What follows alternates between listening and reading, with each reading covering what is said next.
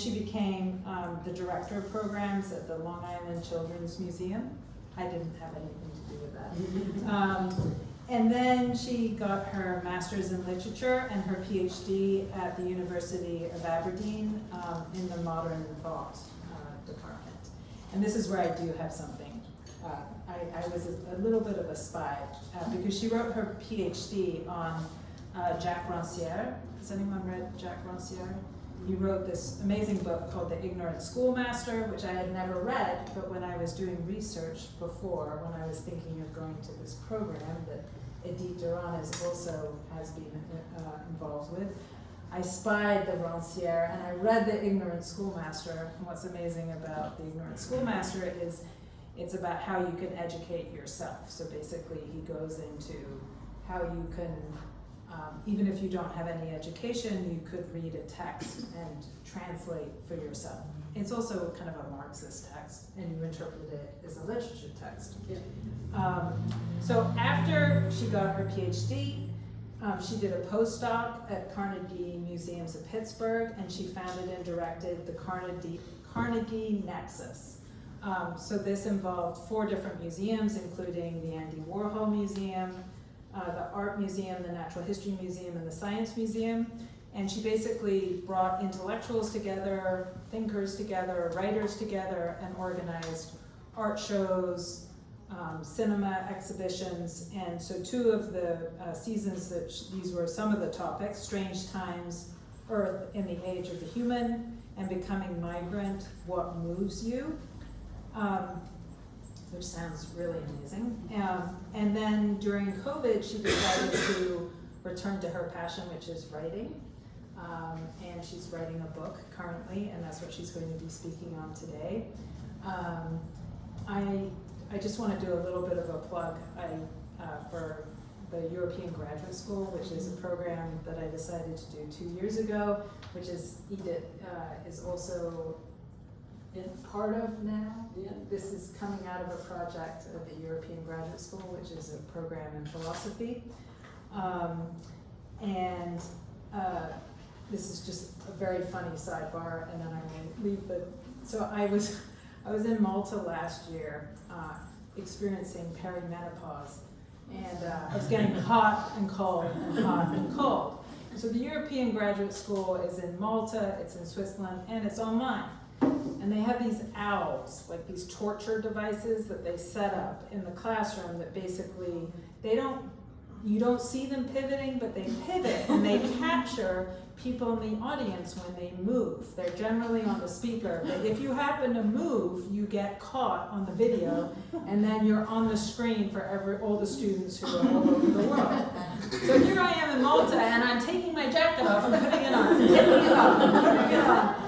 And I kept getting captured in the owl.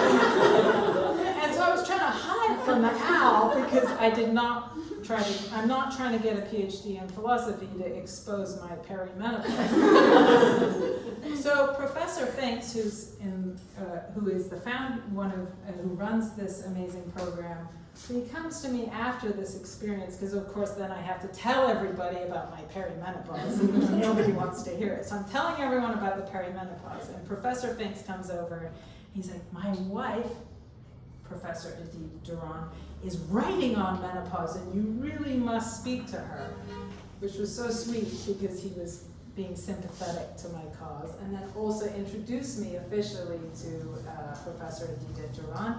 And so I contacted her on Instagram, and we instantly bonded, and she invited me over, and we had this fantastic night of speaking about bioportals, which is what she's going to talk on.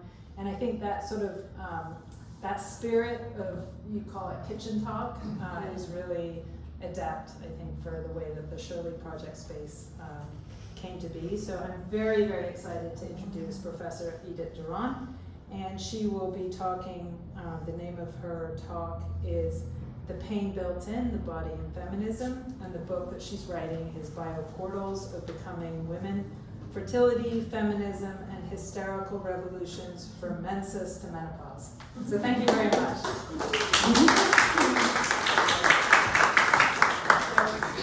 Thank you, everyone. It's an absolute honor and pleasure to be here, and I'm following up with Melissa. I saw so many vital threads of connection, and maybe this is a thread, but I originally thought of this as a slash. And here is, this was supposed to be here, but technical things. Good. But it's okay, right? Okay. And originally I was gonna basically talk about those two sides. Talk about the cut, talk about how cuts create, contaminate, create communications, coercions, all sorts of possibilities of relation across this divide. And if you're hearing in the pain built-in Fleabag, we're on it. We'll get to Fleabag tonight. But this is a 3-year project, and you guys are actually part of the process for me. So thank you. So there is a resonance here. There is a relation. The pain that is built in, that women are born with, and then the body as an idea that is actually repressed, right, and made into nothing more than a substrate in very, very much generations, especially in North American feminism, especially white feminism. But I thought, instead of going there, I'm going to talk to you about how I got into this project and all the sort of threads or cuts that allowed me to arrive here. And I also would like to just say that, it's almost like in the Bible with Genesis. Genesis is actually sort of has at least 2 beginnings. And when we start a project, creating the world, there's more than one beginning.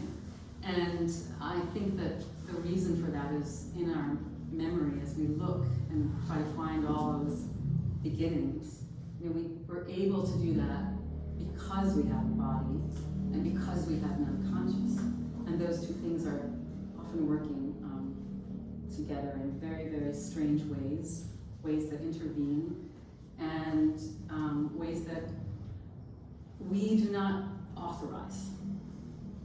So I can identify several beginnings for this project. One was in the year 2000. I was 8 months pregnant. I was working at the Brooklyn Children's Museum. And I was finding myself unable to identify any kind of policy with regard to maternity leave.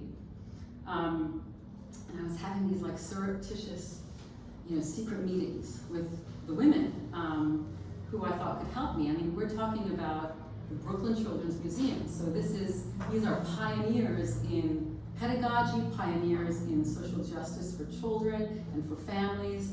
And all of that work didn't seem to be reflected inward to the staff. And so, women were telling me, 90% of the people working there were women, and 90% of them were fertile women. And they were sort of like, hush, telling me, you gotta, after you give birth, the doctor's gonna give you this piece of paper, right? And if it's a vaginal birth, you'll have 6 weeks off, and you just take disability. And if you have a cesarean, it'll be 10 weeks off. And you'll get paid about, disability, it's about $100, maybe $110 a week. And I came to my vice president at the time, and his response to me was, I don't understand, you're not disabled. Why are you applying for this? I mean, Edith, you elected to get pregnant. So that was one seed. The next one happened when I was in Scotland. I was working on my PhD. I was now pregnant with my second child. And I remember my midwife, right? So strong Scottish woman, big forearms, opens up my file, and she sees that I first son in the US. And she says, and I know my son can say this with a better Scottish accent than I can, it's like, oh lass, you don't medicalize a pregnancy here. That was 2. So 3, when this unmedicalized pregnancy arrived, Emmanuel was 2 weeks late, so it was artificially induced. It was scary, but it was also not scary. They were an amazing team of midwives. And as they were wheeling me into the labor ward, the midwife, who was like over me, she's like, I understand you're doing your PhD. Could you write for us? Could you write for the NHS? Did you see how the Tories are attacking us? They're going to ruin national health care, and women are going to be the first to suffer. Can you help us? Can you write for us? And I'm like, I'm just going to have this baby. Okay. So those were a few. There were more beginnings. Years later, another beginning happened when I chose to write about these 2 experiences. Getting pregnant, having a baby in 2 different countries, but also having postpartum depression in 2 different countries. It was like night and day. It's diagnosis or lack of diagnosis, it's treatment, and it's survival. So I wrote that article, I delivered it to a women's health magazine. It was edited to death and it turned into a kind of self-help article. So that was another catalyst for me. And the final urgency came relatively recently. So now it's menopause time, and my girlfriend, who's a few years older than me, started to experience some serious changes in the way she was feeling in her body. And things were not recognizable. And together we realized, you're going through menopause. We also realized that neither of us knew a goddamn thing about it. So we said, okay, well, let's go learn, right? And the first port of call was our mothers. And our mothers, both of us, we both experienced walls of silence. So when we asked about this, it was like the eyes were shooting everywhere but us, right? Total denial, total disavowal. So we went to books. She went to books that, started with names like power and wisdom, and I, it's just not my thing. I was like, I'm not wise. I don't know anything, and I want someone to tell me that and to just start from there. And I found a woman who did that, precisely that. Her name is Dr. Barbara Taylor, and she went by Menopause Taylor. Yeah, she actually used to go by Menopause Barbie until Mattel gave her a ring and said, Right, so you might remember, for those of you who've seen Barbie, the film, great diversity of, dolls or women in terms of size, maybe, and color, and ability, and so on, and ethnicity, but there was not one menopause Barbie in that movie. Not until you reach the actual human mother, and we can talk about that later. Okay, so it's really Menopause University, what this woman does. I'm up to tutorial 380. We're in the breast cancer unit just now. And let's just say that my freshman year, I just could not believe how much I was learning. I could not believe how much I didn't know. And, I don't know if you've experienced this, but when there's knowledge that is your right, when you encounter it, it can make you very angry that you didn't have that, right? Because there feels like there's some sort of active will to silence around you. So I'm going to share with you a few of the things that I learned from Menopause Barbie, and that made me angry. The first is that every single woman will go through menopause, right? And when she does, she's not going to go through it, right? She's going to remain in it for the rest of her life. This was totally new to me. It broke my misconception, right? It's not something you go through and then it's over. 2, estrogen is not a sex hormone, unless by sex you mean life, because all of our cells, every tissue, every system, from your immune system to your gut, to your joints, to your brain, to your cardiovascular system, to your skin, to your vagina and your libido and your moods and your cognition, all of these cells are covered in estrogen receptors. So estrogen is your life hormone. And by the way, women have actually more testosterone in them than estrogen, so that also blew my mind. Okay. 3. The evolution of menopause just totally threw me for a loop. It's still very much contested today, and there are all kinds of fields of science trying to find out, why are we still here? So in nature, there's actually only 2 other creatures on this entire planet that have menopause. It's just the human, it's the pilot whale, and it's the orca. That's it. So to call it natural is, you'd have to do some serious work, right? You'd have to say, well, it's not natural for everything else. Why was this selected for? How did this get selected for? What are the implications of it? Because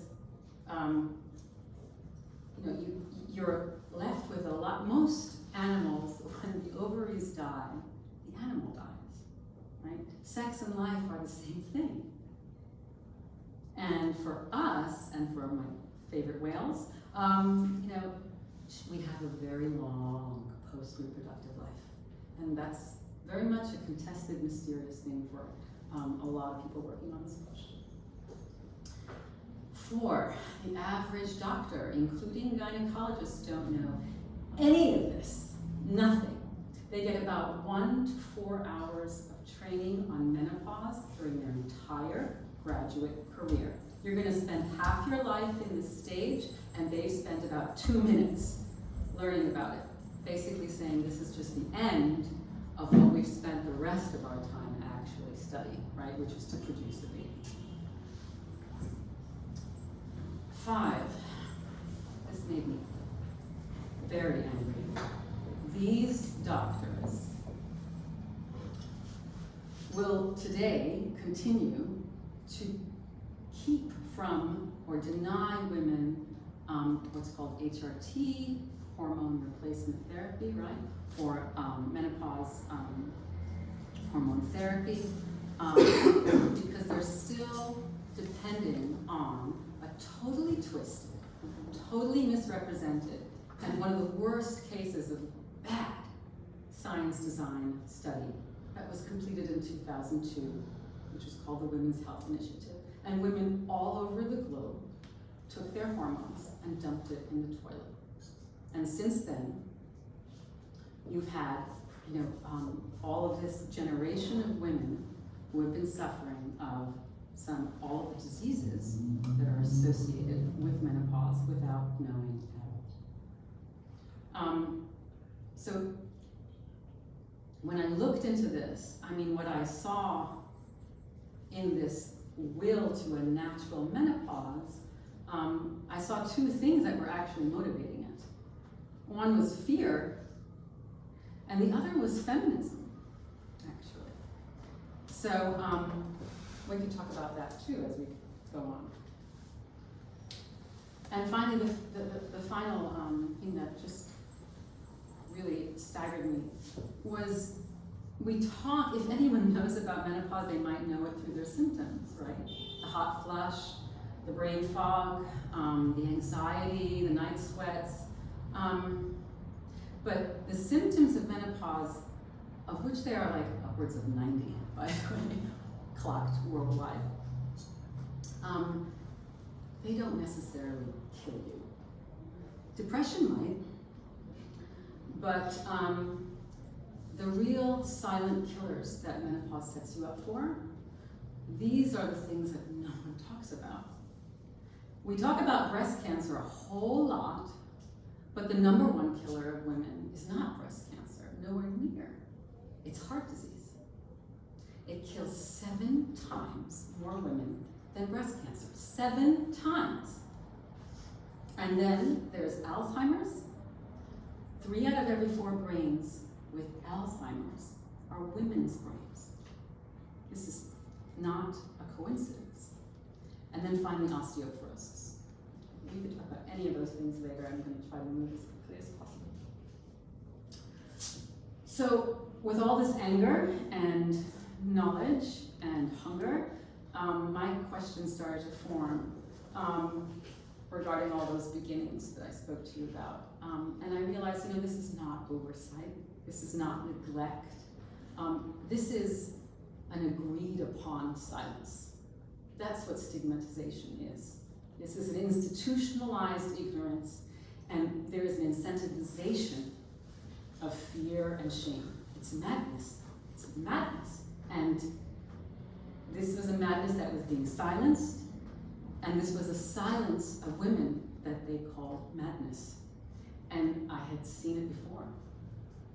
And where I saw it before was with postpartum depression, but I also saw it with menstruation, and I also saw it with abortion, with pregnancy, with labor, and these then became for me like this flash where I thought,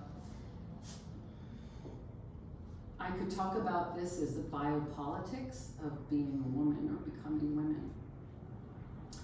But I needed something more. I needed a new way in, and maybe a new way out. So I had to make up a name as well, like Shadow Time. I made up a word, and I called it Bioportal. And so that's where this project then really started to, grow legs, as they say. The thing with the Bioportal is that it's a highly significant sort of crisis, and it's totally bodily. It's an event of fertility, but it's not just the ones that I mentioned. I'm going to also include ones that I didn't necessarily go through myself, but for which I speak to other women about. So, miscarriage, IVF,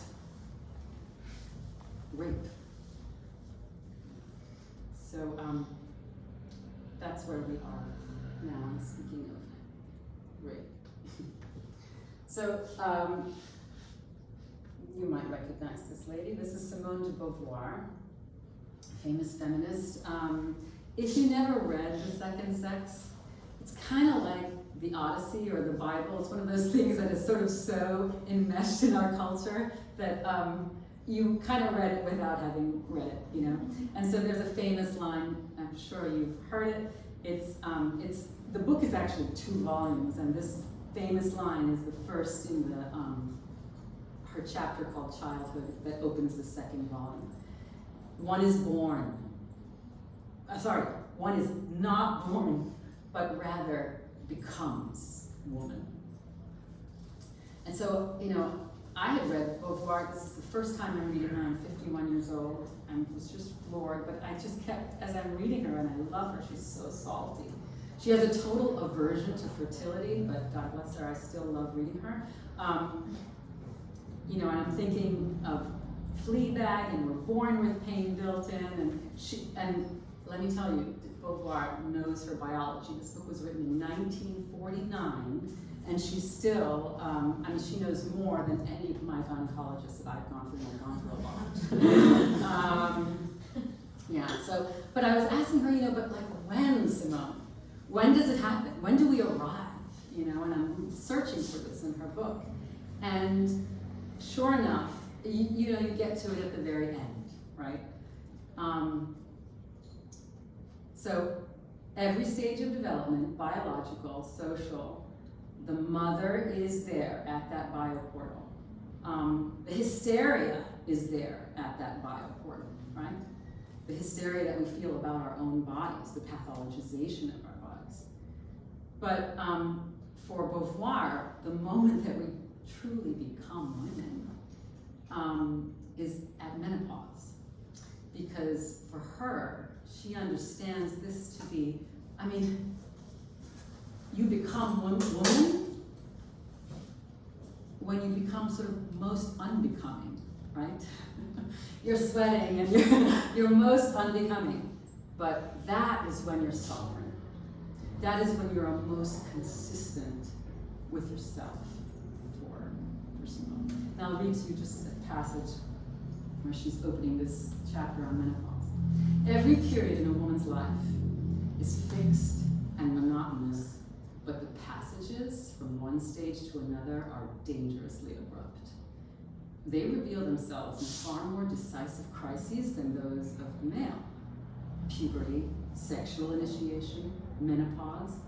While the male grows older continuously, the woman is brusquely stripped of her femininity.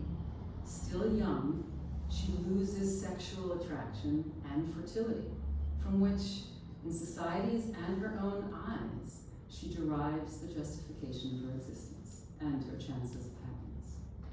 Bereft of all future, she has approximately half of her adult life still to live. In the second sex, she calls us the third sex. Okay? Actually, we've been called the third sex historically, so she brings it up. She also brings up this term called virago, which I love.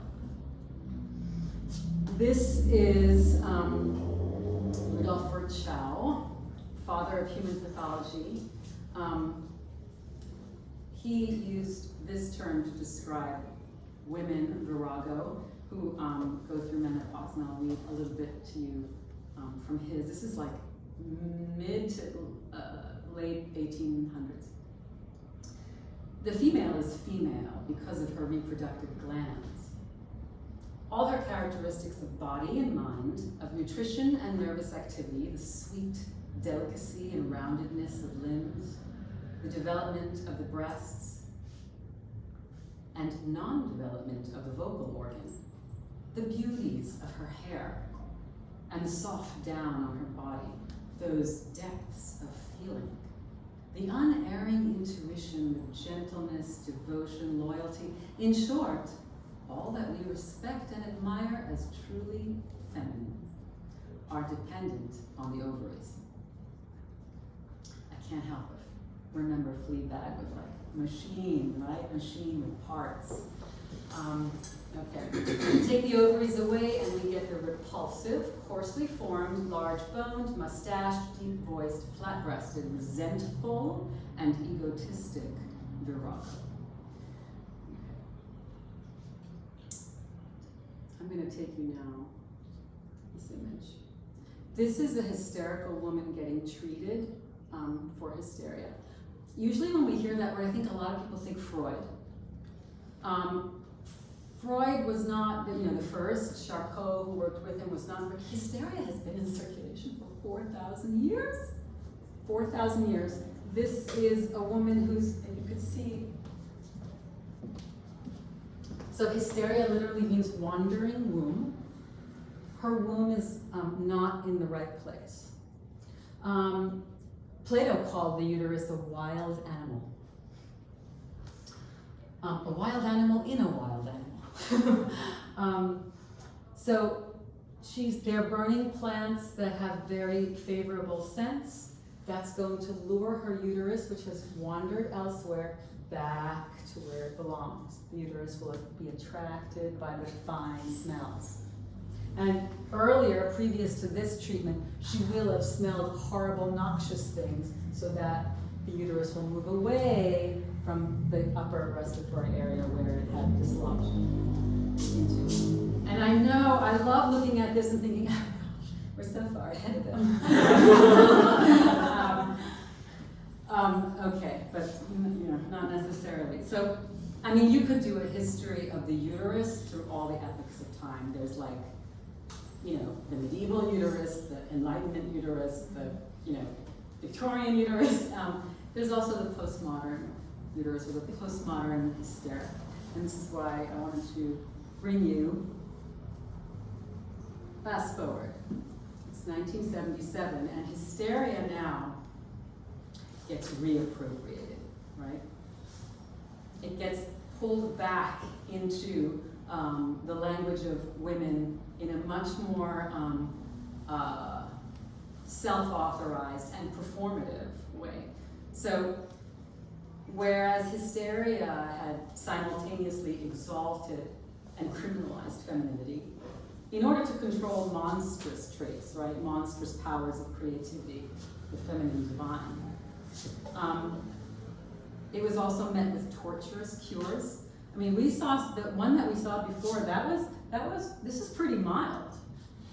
A lot of women through themselves, probably going through perimenopause, or maybe a prolapse, probably, who knows. Sorry.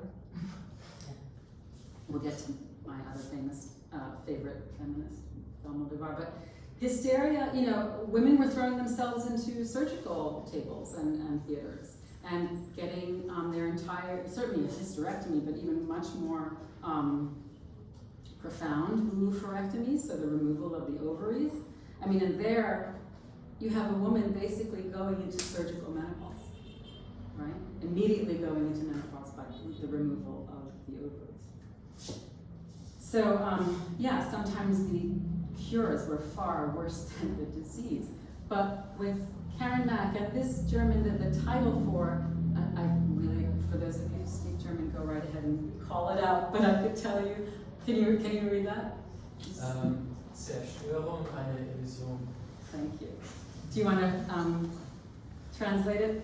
It's sort of like messing up or like disruption of an illusion. Exactly. Thank you. This is destruction of an illusion. And I love this work. I love the whole feminist avant-garde of this time. But there you see hysteria getting reappropriated. This is a hysteric revolution, right? She is reappropriating this term. Unfortunately, it is necessarily masochistic, right? She has to implicate her body, right? She has to perform the attack and the attacker. Okay? So that hysteria becomes a symptom through which patriarchy's violence is now indexed, right? It's diagnosed. It becomes the act of defiance, right? It makes violence, all of the humiliation and the stigma and the oppression and the silencing and the shame, whatever form of violence, now it's visible and it's legible. So this is what's going on in our postmodern uteruses. I'm going to move now right to the one that you got a peek of. There's another famous hysteric, Pedro Almodovar. I'll read to you something that, he's known for films like Women on the Verge of a Nervous Breakdown, All About My Mother, Talk to Her, it's, if you haven't seen Almodovar, I highly recommend. But in an interview he says, yes, women are stronger than us. They face more directly the problems that confront them. And for that reason, they are much more spectacular to talk about. I don't know why I'm more interested in women, because I don't go to any psychiatrists, and I don't want to know why. Okay. So, just want to say here, I've learned through these artists and all of the writings and feminists and that I've been trying to attend to, and I really do feel that the woman in the body is fundamentally problematic. It challenges all of philosophy's ideas of a stable autonomy. Okay? It challenges all of our ideas of selfhood based in mastery. Because it's designed precisely to be in breach of itself. It is, in becoming itself, in becoming woman, fertile, not virile, being in the world where every month we build and abort a crib of blood, and all of our organs are tied and bonded and committed to this project. We become, as pregnant, host to that which exceeds us. We build entire organs that were never there before, right? That's what the placenta is. It's temporary. We become alien to ourselves in order to nourish, to become hospitable, and to protect something totally foreign. So she is the I of the I am, right, of Western philosophy, but it transgresses its very condition of capacity. Because the I am, the speaking I of the history of philosophy, it's always connected to I can, right? That's how it's defined. I think, therefore I am, right? All of this history, it's connected to that capacity. But she is of the body that contains more, is in breach of what she can. I'll share with you this and read it for you. This is Adrienne Rich. She wrote lots of books of poetry. I read her book, which is more feminist theory. It's called Woman Born, and she's looking at motherhood. So there were always mothers, but motherhood is historical. I know no woman, virgin, mother, lesbian, married, celibate, whether she earns her keep as a housewife, or a cocktail waitress, or a scanner of brainwaves, for whom her body is not a fundamental problem. It's clouded meaning, it's fertility, it's desire, it's so-called frigidity, it's bloody speech, it's silences, it's changes and mutilations, it's rapes and openings. So, okay, I'm almost done here.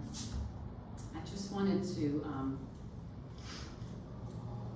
go back to the figure that I just sort of touched on, and Melissa really sort of, in our early conversations this evening, rushed back. Adrienne Rich, at the end of her book, she's, I think it's the penultimate chapter, she says something like, this is going to be the hardest chapter, this is the core of my book, and it has to do with my mother, and my relation to my mother, which is so fraught, right? So full of pain. And so there's the hysteric, and there's the mother, and they're both there at these bioportals. I wanted to, again, I promised you Fleabag, so we're there. What Adrienne Rich made me realize was that, you know, the whole literature, the whole art historical record, there's so little on the mother-daughter relationship. Right?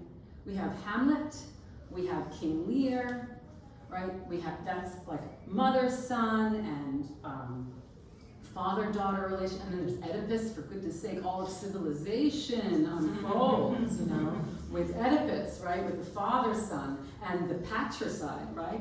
All of it starts with that violence, but there was a prior violence, and that was matricide. And we could talk about that too, but this is just to say that I could be talking about Fleabag, but I could be talking about Finding Nemo, and I could be talking about Cinderella, because every story starts with the death of the mother. Everything starts with the death of the mother. I remember having to fast forward that on Finding Nemo for my little ones, because it was just like, oh my god, the barracuda, oh my god. And Fleabag, of course, is also that, right? It starts with the death of the mother. So, can you give me your hand if you've seen Fleabag? So, oh, wonderful. If you haven't, I'm going to fill you in. So, 2 seasons long. It's basically about a 30-year-old. She's lost her mother. She's wildly perceptive, and through the series, all of her relationships, sexual, friendship, with her sister, with her father, she breaks the fourth wall, right? So she looks straight into the camera, and she talks to you, the viewer. So in this image, this is her godmother. And this is at an exhibition, kind of like ours, where she's telling everyone, I'd like to show you my most important piece. It's called A Woman Robbed, right? And there's nothing there, because that piece was stolen. And that piece was this, if you've been walking, there's this figure of a woman, no head, no arms, no legs, super voluptuous, that she made. And that Fleabag, who, the first time you see the sculpture, you see her breaking the wall, and she goes, this is my godmother. By the way, the godmother marries the father, right? So she turns to you and she says, she's not an evil stepmother, she's just a cunt. And she goes into her studio and she goes, oh, what's this? And she picks up The Woman Robbed. And she says, oh, that's very, very expensive, be careful with that. And she starts to talk to her about innate femininity, which gives women some sort of secret strength.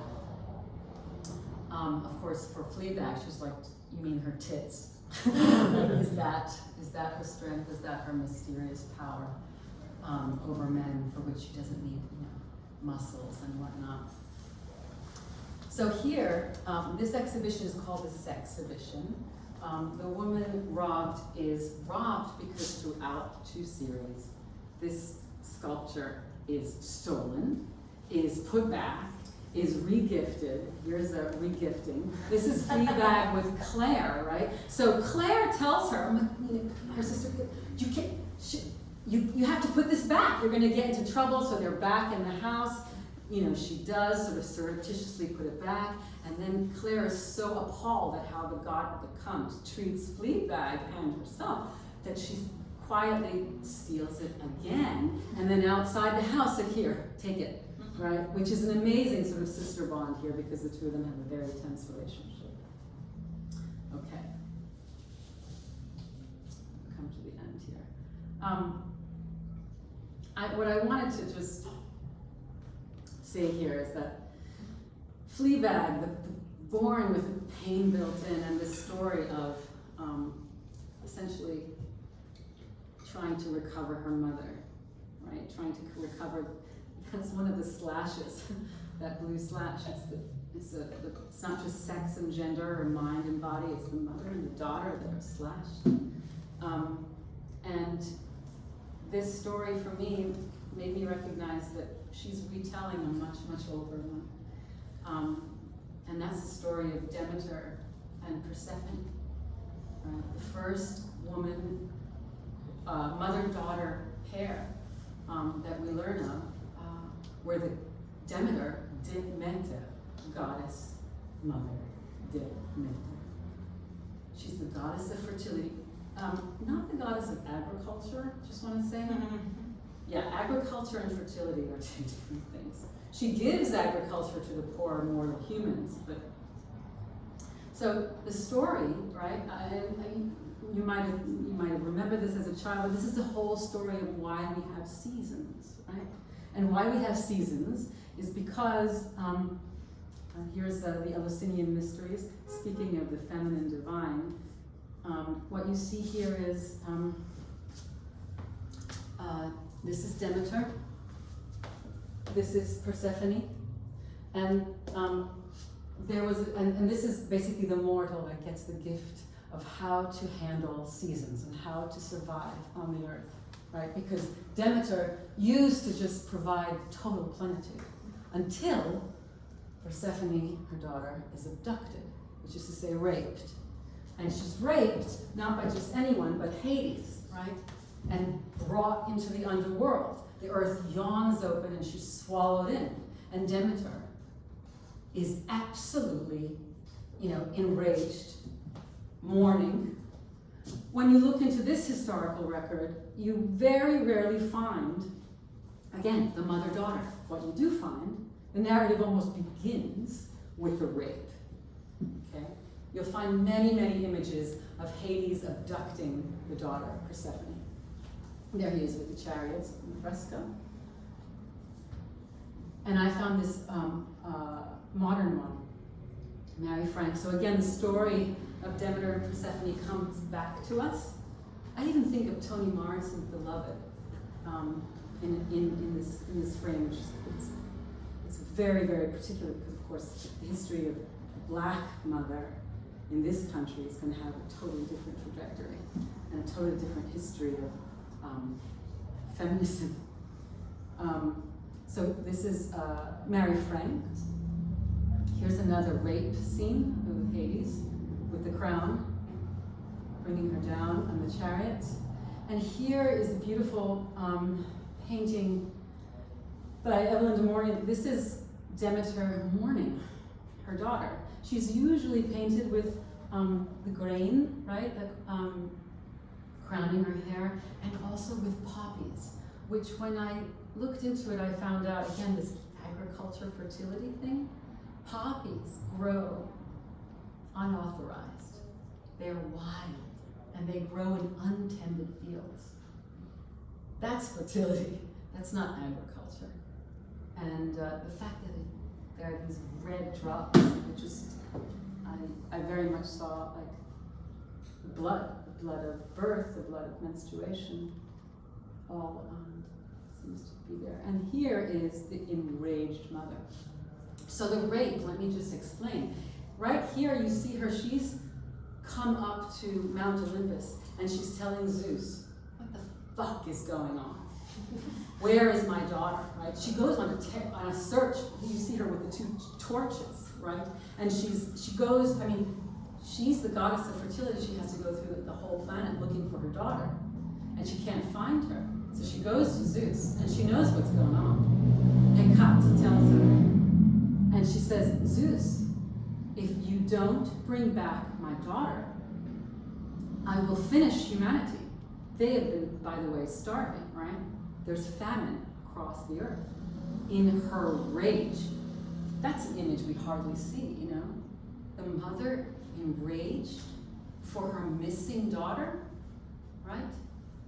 This is not, a rageful mother is immediately hystericized, immediately.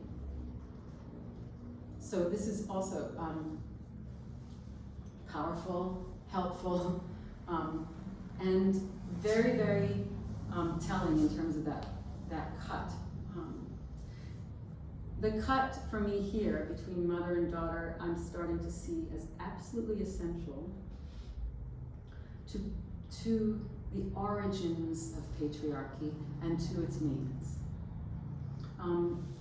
Beauvoir, by the way, was totally not to the feminine divine. She's a devout atheist. But she does speak about the Eleusinian mysteries in a very dismissive way. Demeter is this mother that's prepared to undo a rape, to go down and bring her daughter back. A cyclic time has begun. And there's Persephone. The man behind her, by the way, is Hermes, the god. And there's the beginning of spring. The Eleusinian mysteries that we saw before, those were,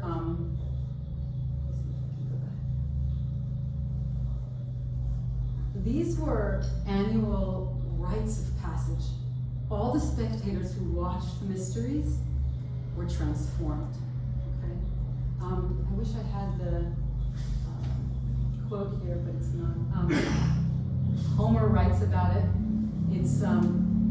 It's basically an assurance of your future spiritually, because you see the story of Demeter and Persephone unfold before you in this enormous ritual at the temple of Demeter. This has been going on for thousands of years. But again, certainly feminists like de Beauvoir are not interested. And I'm going to finish with this. So the story of Fleabag for me is again this reunion via the sculpture. And here, just for those of you who are not familiar, so Fleabag has recovered her relationship to her family members. She's here sitting with the winner of the Women in Business Award of the year.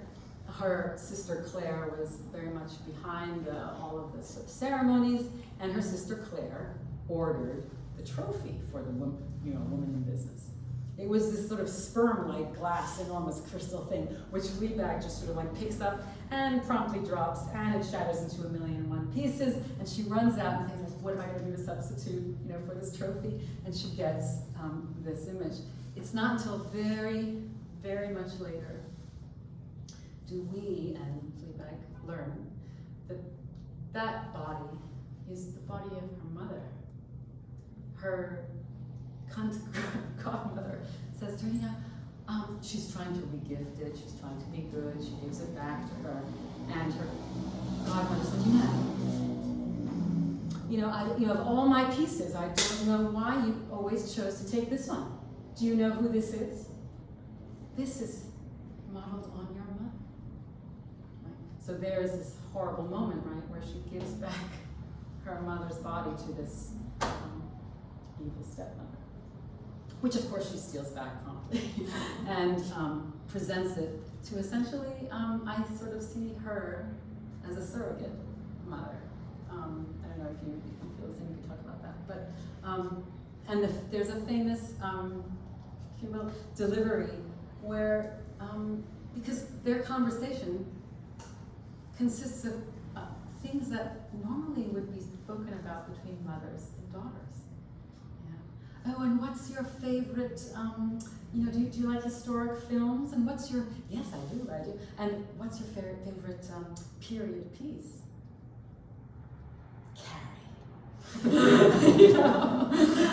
So we talk about periods, right? We talk about all these bioportals, and she does talk about menopause with her in a glorious way.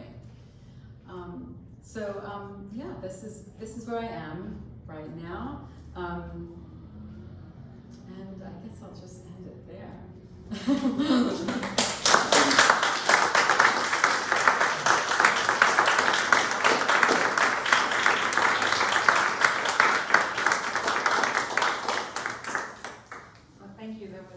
Really amazing. I loved it. So I think with that, I'll open it. I have many questions, but I'll open it out to the floor so that you have a chance to ask you. If you want to ask about orcas, anything really. Yeah. Particularly orcas. So yeah, tell us about the orcas. Oh, okay. I mean, I'm curious. So you brought it up and you said that. Sure. So two other. It seemed very surprising to me. Very, very surprising. The mammals of the sea, basically. And you'd think, like, why wouldn't our evolutionary ancestors, right? Why wouldn't the apes actually show some remnants of this? Why did they? They're not. You look at their social organization, and it's a disaster. The chimpanzees, I don't know if you've seen any of these natural history documentaries, but it's like, the males are absolutely violent, and they exhibit their violence, right? They swing madly, across the trees and actually put the mothers and the babies in danger, in jeopardy. So, fascinating, and of course, like I said, as soon as the female's ovaries die, so does she. orcas, as we've been learning about them, I think ever since they started like attacking these boats on the we're like, oh my God, what do they do? Well, it turns out that those, the ones that were sort of hanging back and watching, those were the menopausal grandmother orcas. And we're starting to realize that although there's a grandmother hypothesis with regards to human menopausal women, I don't know how much I buy that. There's a lot of controversy around that. Because part of me just feels like, oh right, so now I'm just a grandmother, that's what I'm here for, I'm just gonna continue this caretaking. But, okay, sorry, that's the sort of new world feminist in me, but the old world woman in me says, you know, there's gotta be something going on here. Why are we spending half of our lives like this? The orcas are actually watching out after the young males. They are keeping them in check. They are a matriarchal social order, and they keep the violent orcas, the male young orcas, in check. That's mind-blowing to me. Something, you know, something is being said there. And the other thing that sort of blew my mind with regard to the evolution of menopause was a few papers that have come out, which essentially, you know, they're bringing like mathematicians and paleoanthropologists, and they're saying, you know, it's clear, it's becoming more and more clear that the evolutionary line that took us from our ancestors to humans was made possible, cobbled by menopause. Menopause opened up the possibility of the branch of the human. That's what they're looking at now. So that's the area that I'm super curious about. Yeah. Yeah.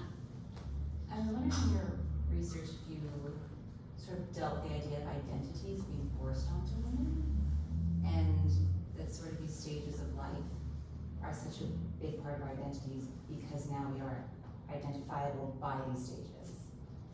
And like, a lot of my friends right now are having either their first or second or third children, and right before they're about to go into labor with their first child, all of a sudden it's like, from this point on, now I am a mother first. And in a way, the mom is disposable because you lose the individual identity because now your only identity belongs with this larger group of just motherhood. And so in terms of the pain of the body, I don't know if you sort of looked at these identifying monikers as well. Yeah.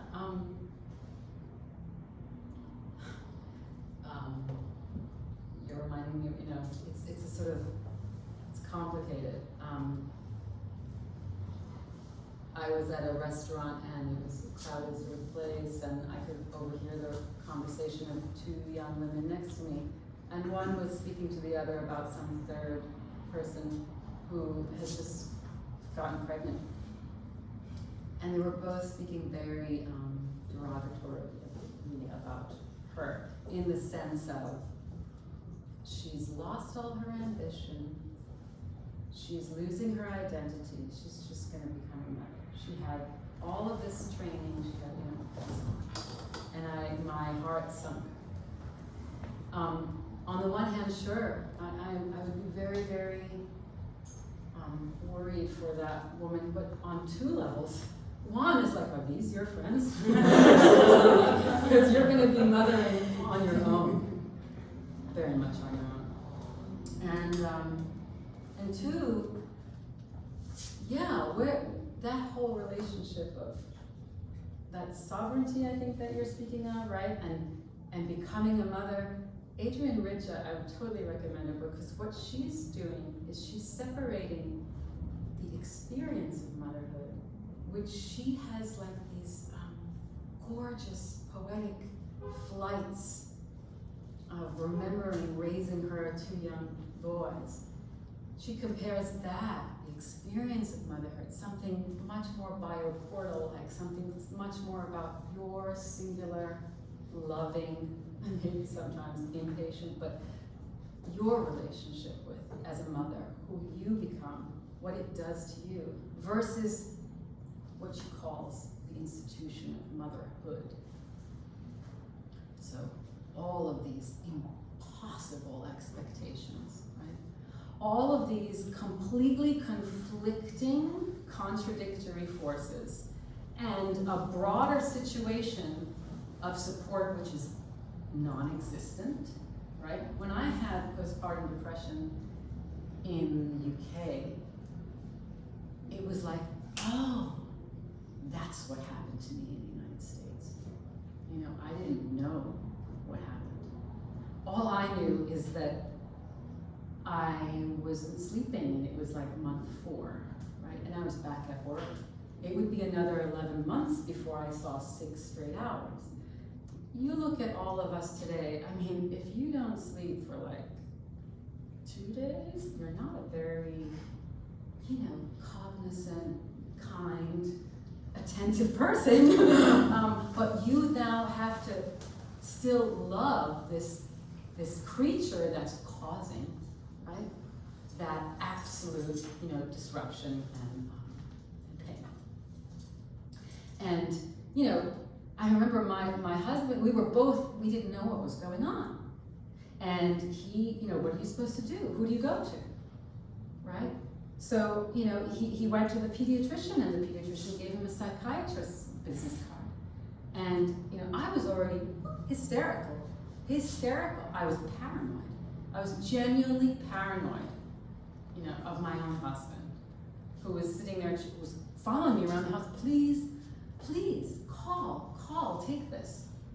Maybe he can give you something. Maybe there's a pill that you can take. And my response was hysterical revolutionary, I would say. I said, if I'm gonna take a pill for this, you're gonna take it with me. And I look back, and it sounded crazy, but you know, it took me a long time before I realized that's right. There was a profound truth there. Because everyone needed to be medicalized. Everyone needed to be, you know, treated for this that I was suffering. You're gonna have to take that pill with me. So, you know, yeah, and so, my God, these identities of mother, it's very place-bound. It depends on all sorts of structures of care that I didn't even imagine was possible until I came to the UK. Didn't imagine this. Yeah.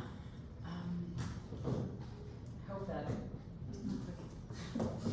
Yeah. Yeah, I'm curious about that in particular, like the difference of the medical system. Because I understand like the not wanting to get medicalized, right, into this box and be like you need to be treated and fixed, but also the need for accommodation, right? Like you're still going through something, you still need help, right? Some sort of support. Like, what were the 2 different experiences, and where, like, what differentiated between like feeling accommodated versus feeling medicalized? Right, and that's a wonderful, gorgeous question, and it is a huge one.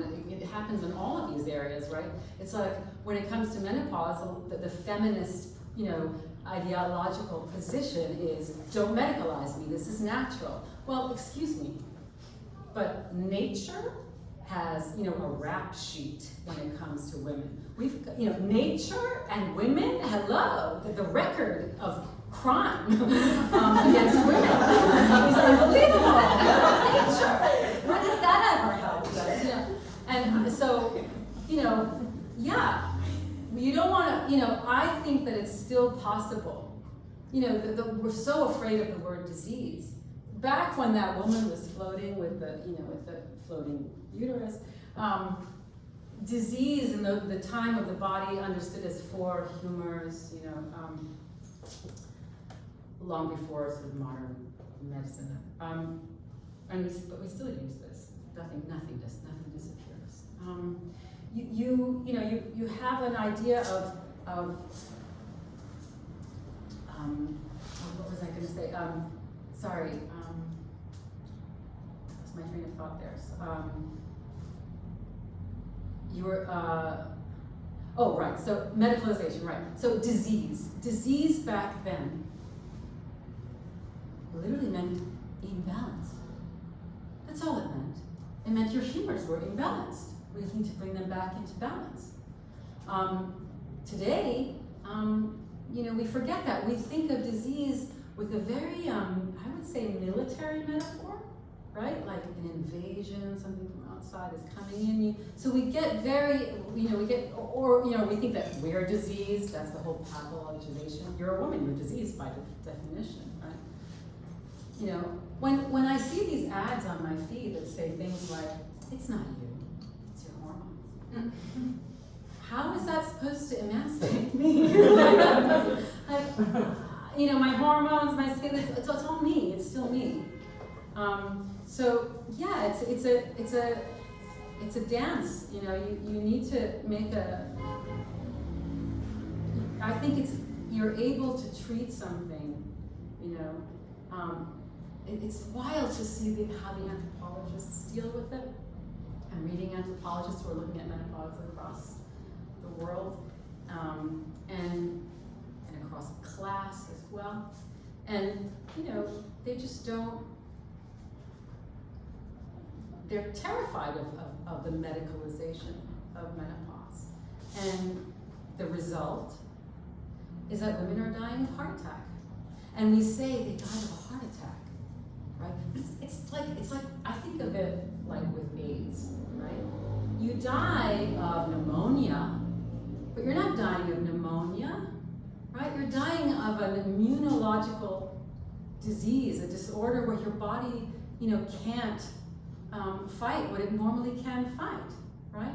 And so it's like that with menopause. You're in a situation where everything is compromised, and your body is creating maladaptive mechanisms to make up for the death of organs inside you.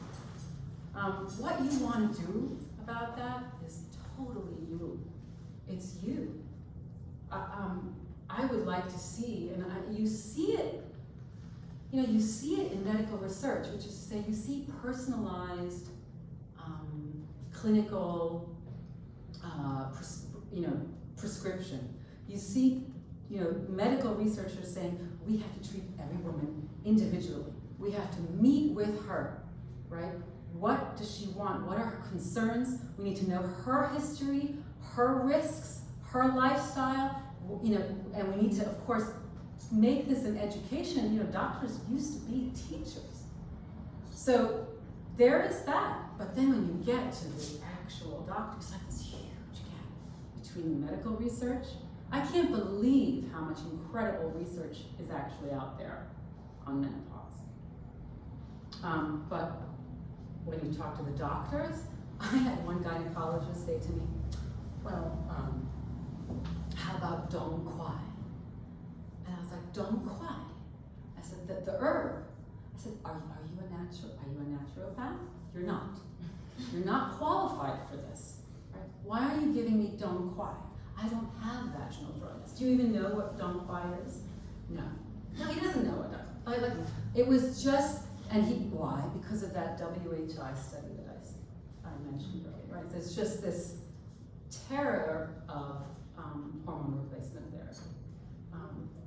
And yes, I think that for many doctors, Dr. Barbie included, she sees menopause like you would see diabetes.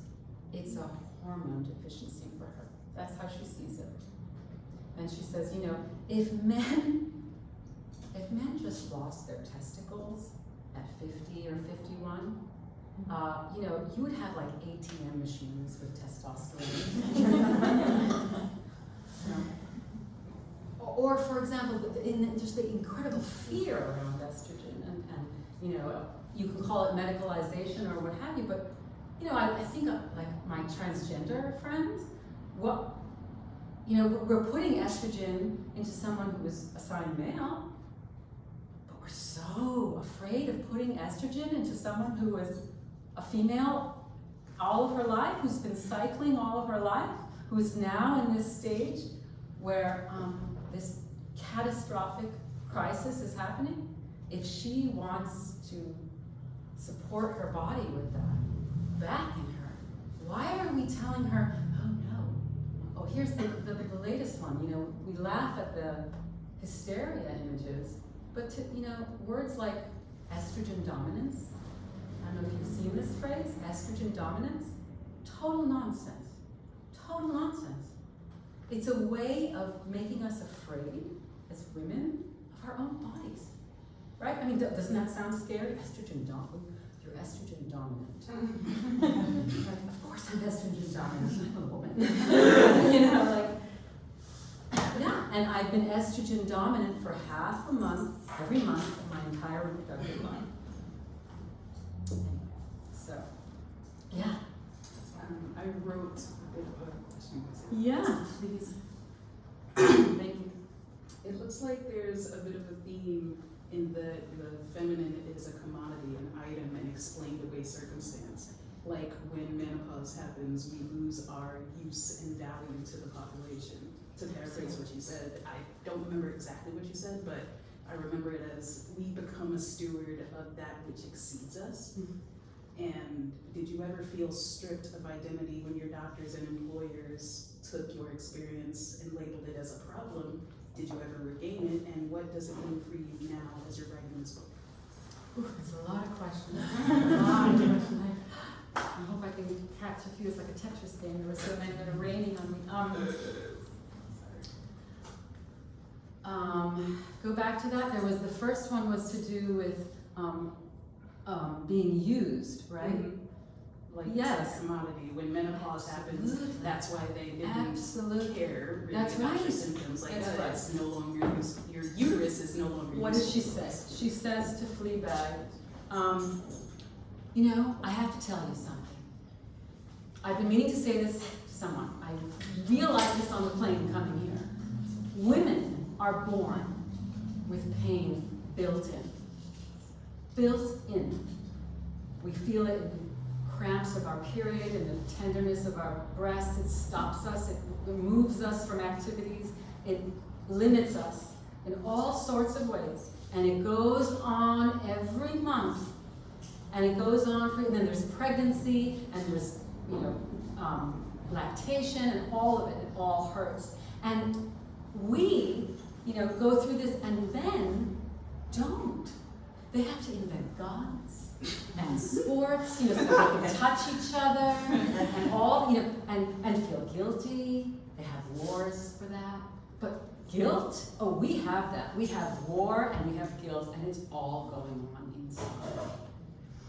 And she says, you know, and, you know, I've been going through this, and then, you know, just when you make peace with it all, right? When you come to midpoint and you made peace with it all, fucking menopause comes. And she says it, she delivers it so beautifully. She's like, fucking menopause comes, and it is the most wonderful thing.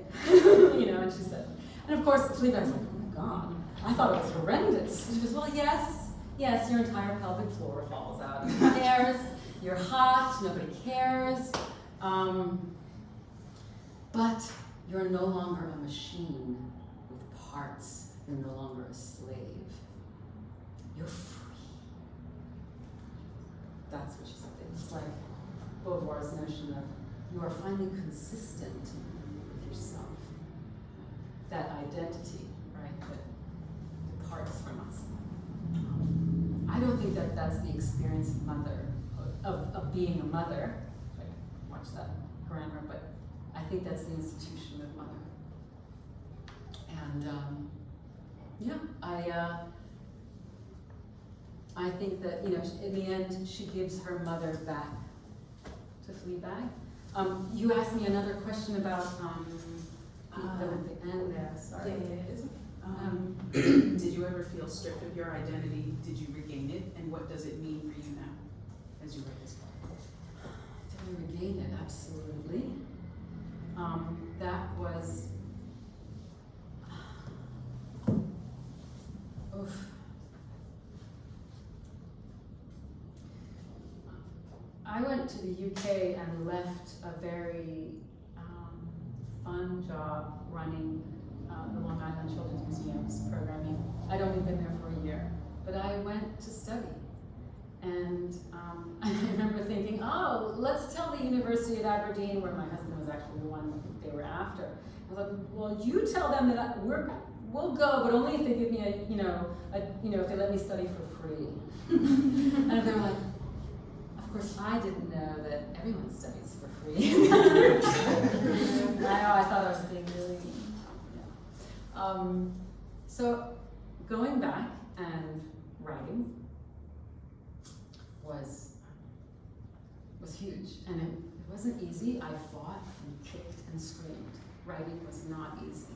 I was writing on teaching, not on motherhood, but I tell you, if it wasn't for that time in the UK of writing and of making friends there and of feeling really supported as a working mother, doing a PhD and still being a mother, I mean, oh my God, in America, that's like insane.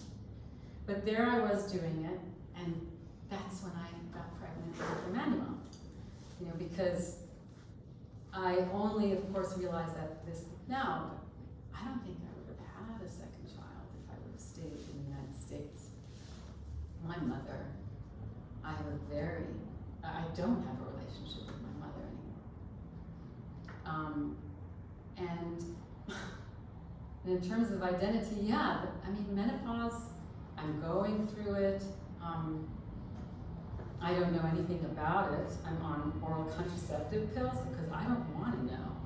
That's my thing. I sort of think of, when it comes to pain, I mean, I'm like Daffy Duck, and I'm not like other people. I don't like pain. It hurts me.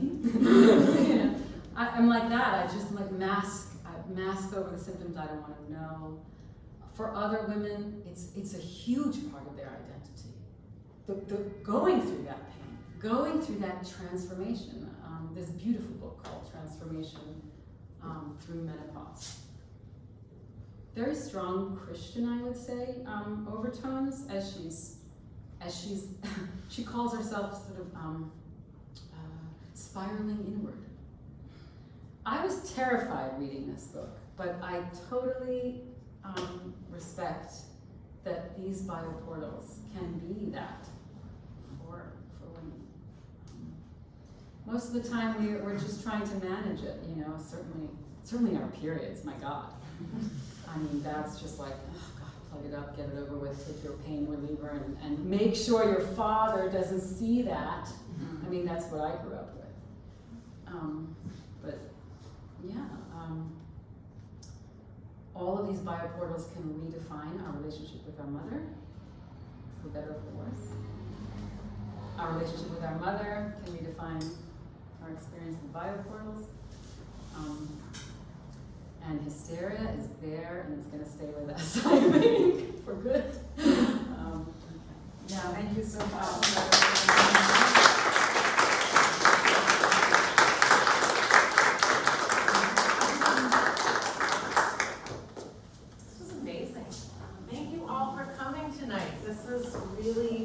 Wonderful, and when Lexi and I started talking about this idea, I don't think we knew how lovely it would dovetail, and it really did, and it was so powerful.